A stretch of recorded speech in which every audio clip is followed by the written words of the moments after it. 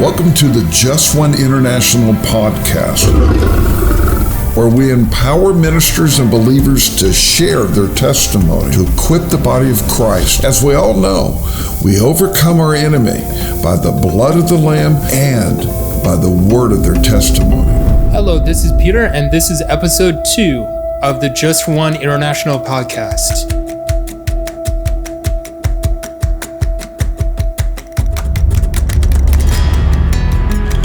Let me introduce our guest now. His name is Mark Lewington. He's currently on mission in Costa Rica. So Mark, welcome to Just One podcast. Glad that you're here. Thank you. It's good to be here. So talk about Costa Rica. How long you've been there?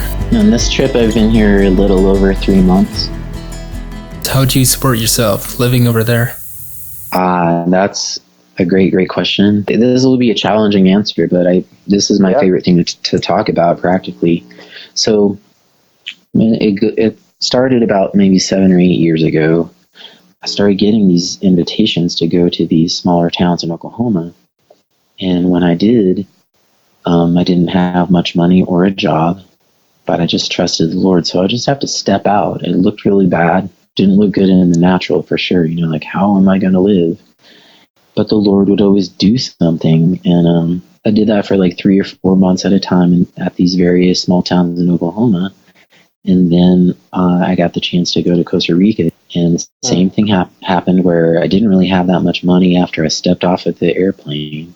But God just kept providing miraculously. Like one time I came here literally with $50 in my wallet. That's not good. Yeah. He told me to go, and I did. And crazy things happened. People felt like donating. Some friends on the West Coast here were like, come visit us for a while. And I stayed with them for 2 weeks. One thing that I'm feeling led to talk to people about here is about how, as about like kind of the house of prayer movement, or even David's tent in Washington, D.C. What is David's tent? So David's tent is a ministry birthed out of YWAM, which is Youth with a Mission.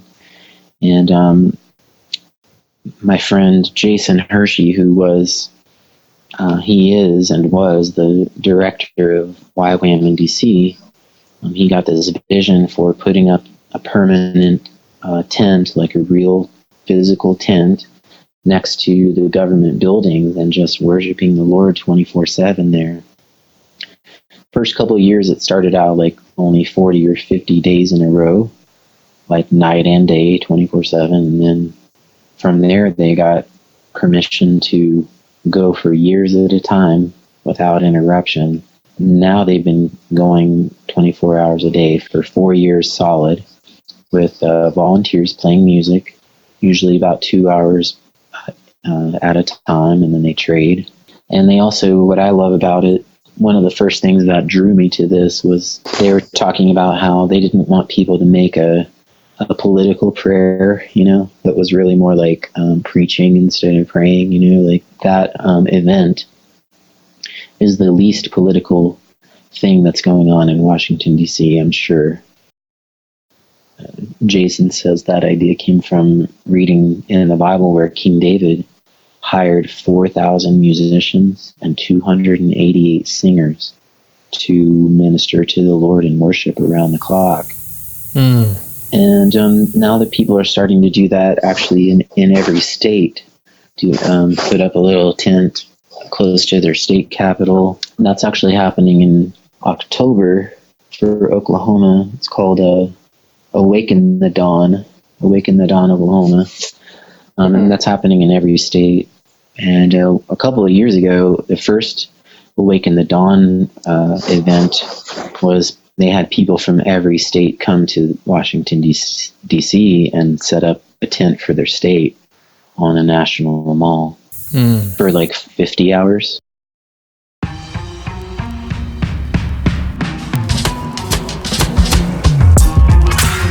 I've been accounting to, when you're back here in America, I've been accounting to you just going someplace.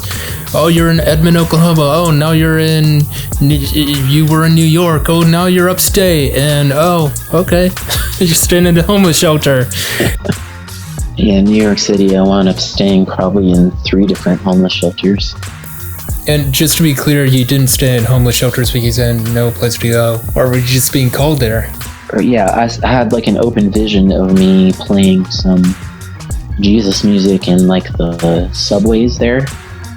And I knew that people play music in the subways, it's called busking if you do it for money, but I didn't really care about the money. I just knew like, I saw this vision and it wasn't my idea. Sometimes the Lord has his ways, like you think it's going to go one way, but it goes another way. So I had one friend, but I knew he didn't have room for me. He's actually a street musician himself. He plays in the subways. And he's a believer, but he didn't have any room. And so, but I just trusted the Lord. But it wound up that I stayed at 3 different homeless shelters in New York City. But, that sounds pretty horrible maybe to some people. But here's the great thing. I had unlimited access to these homeless people to pray with them. And I did not consider myself homeless. Wasn't grumpy about it. I've actually had to spend a few days in the homeless shelter in Oklahoma City, even long after I came back to Jesus. But it was great because I had already been a minister at the City Rescue Mission in Oklahoma City. Like, I was already familiar with the entire rescue mission. I wasn't afraid. I had lots of friends who were homeless. We had church together and prayed together. Wow.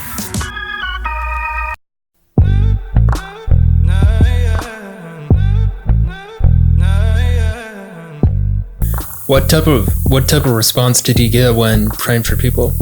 Okay, yeah, great question. One of my favorite memories is like when I'm in the rescue mission, like there's these guys that are kind of like wannabe mafioso guys, like they may have been mafia guys. These guys let me pray for them and let me bless them, and they didn't give me any grief at all. I'm sleeping in the bunk right next to them like for weeks. And it's not just about having favor and not getting killed, but I really believe like it touched them that I was willing to bless them and pray with them. And, like after the 2nd or 3rd day there, they were calling me preacher, like I wasn't preaching. I was really just praying, didn't preach to anybody, especially didn't talk down to anybody.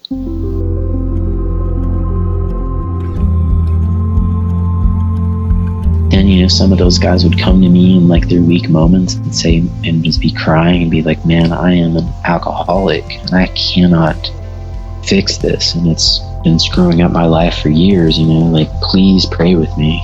You can't get that close to people without being willing to be on their terms in some way. Yeah. Like Jesus went to the streets. He didn't say, everybody come to the temple.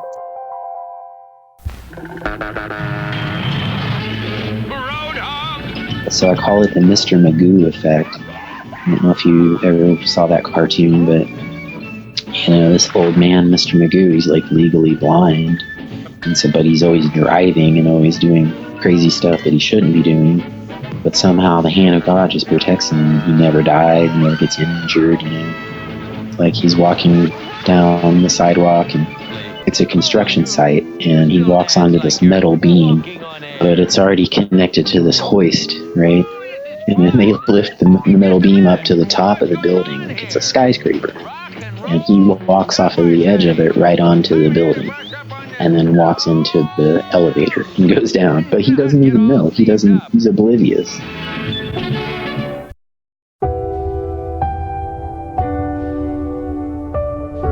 But I don't have anything good to say about myself. Like I have arrived or something. Really what it is he broke me hard, through the process of my divorce and all the other horrible things that I did when I was running from him. He broke me hard, and I didn't have any place else to go. And so I was like, after a while, when I saw how good he was to me, I really felt his presence and knew his mercy, knew his goodness.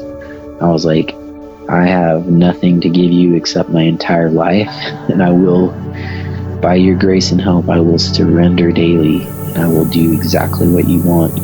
Where can people go to read up on the stories you've had, or do you have Facebook or a website? Don't really have like a website for the ministry exactly, but definitely some of the stories are in my notes on Facebook if people know how to look for the notes. Hey, Mark, thank you so much for being on the podcast and being an encouragement for us all. Amen. So October 17th is Awaken the Dawn. That's the prayer and worship for 2 days nonstop at the steps of the Capitol. You can find them on Facebook at Awaken the Dawn-Oklahoma. That's Awaken Dawn-Oklahoma. You've been listening to the Just One International podcast, hosted by Steve Tarpley and Peter Freelander, and produced by Awaken Studios. You can find us at justonepodcast.net. Please like, share, review our podcast, and you can find us on iTunes, YouTube, and Facebook, or wherever podcasts are found. I'm Peter, and I will see you next time on the Just One International podcast.